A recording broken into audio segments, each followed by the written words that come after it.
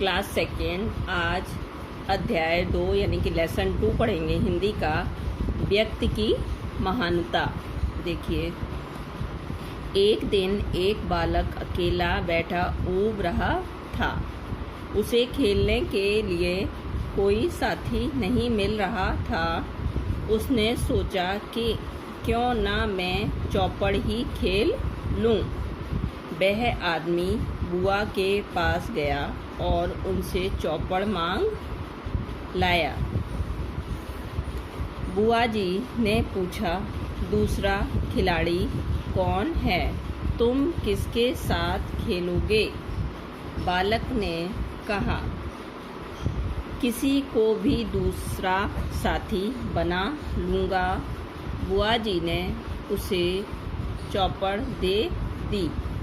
वह एक खम्बे के पास जाकर बैठ गया। उसने चौपड़ बिछाई और खम्बे को ही दूसरा साथी बनाकर खेल खेलना शुरू कर दिया।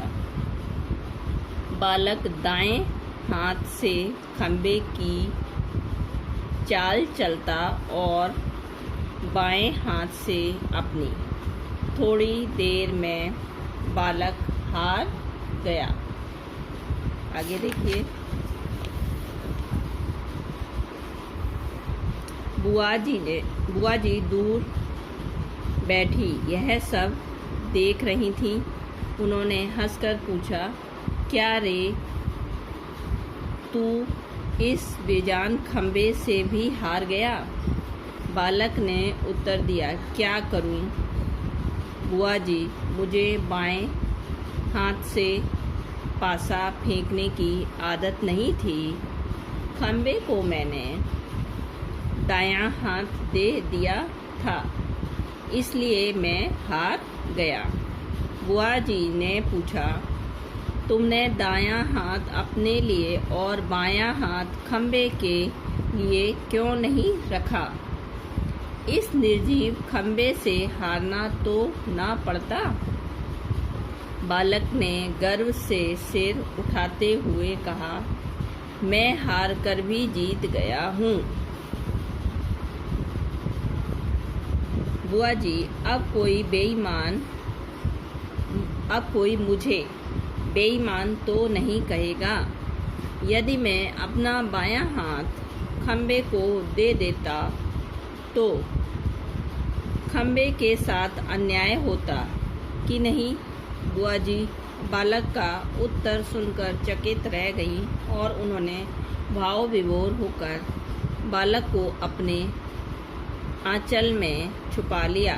बेजान खम्बे के प्रति भी महानता करने वाला यह बालक आगे चलकर न्यायाधीश महादेव गोविंद रानाडे के नाम से प्रसिद्ध हुआ।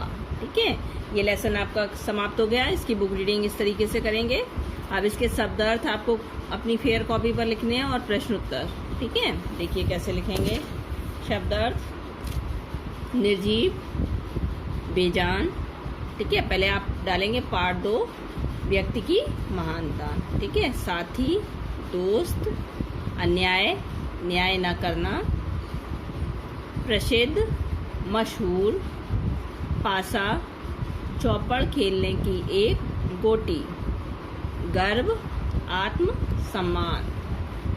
आगे देखिए, बेईमानी, धोखेबाजी, न्यायाधीश, न्याय करने वाला, बेजान, जिसमें ज्ञान न हो, ऊबना, खाली बैठे परेशान होना। ठीक है, ये शब्दार्थ हो गए आपके। अब प्रश्न उत्तर देखिए।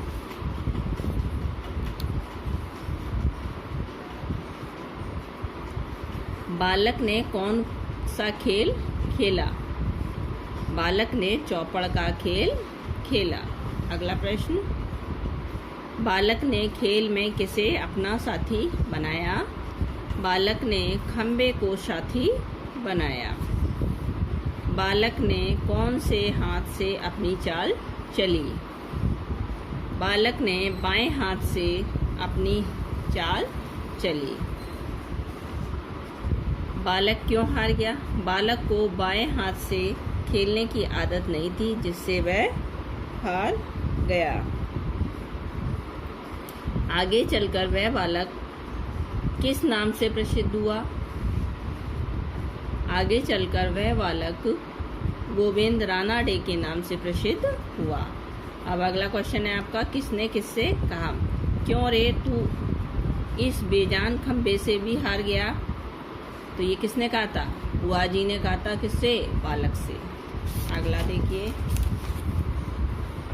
मैं हार कर भी जीत गया बुआ जी, अब कोई मुझे बेईमान तो नहीं कहेगा। उत्तर देखिए, बालक ने बुआ जी से कहा। अगला सही और गलत पर निशान लगाएं। बालक ने बुआ जी से फुटबॉल मांगी। गलत। क्या मांगा था उसने? आपको पता है। बालक ने बाएं हाथ से अपनी चाल चली। सही है ये। अगला देखिए, खंबा हार गया। गलत। बालक ने निर्जीव खंबे के साथ न्याय किया। सही।